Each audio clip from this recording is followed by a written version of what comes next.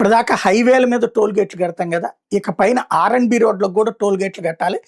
రాష్ట్ర ప్రభుత్వం ఈ మేరకు 12 రోడ్లలో టోల్ గేట్ల వసూలుకి ఓకే చేసింది.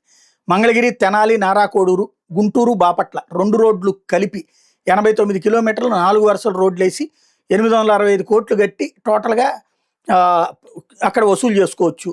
నరసాపురం, తాడేపల్లిగూడెం, కాకినాడ, రాజమండ్రి కెనాల్ రోడ్డు, ఒంగోలు, పొదిలి, బేస్తవారిపేట, చిలకపాలెం, రామభద్రపురం, రాయగడ, సోమందేపల్లి, హిందూపురం, తూమకుంట, నర్సీపట్నం, తాళపాలెం, కాకినాడ, జొన్నాడ, దామాజీపల్లి, నాయనపల్లి, పేపలి, బనగానపల్లి, జమ్మలమడుగు, కొలిమిగొండ్ల ఈ రోడ్లకి సంబంధించి టోటల్గా 709 కిలోమీటర్ల రోడ్లకి 5233 కోట్లు వ్యయమవుతుంది. అందులో భూసేకరణ వీటికి ఇంకో 2459 కోట్లు అవుతుంది. అదంతా ఖర్చు పెట్టుకునే కాంట్రాక్టర్లు అది తీసుకుని ఆ రోడ్లు వేసి ఆ డబ్బులు ప్రజల నుంచి వాళ్ళు వసూలు చేసుకోవాలి.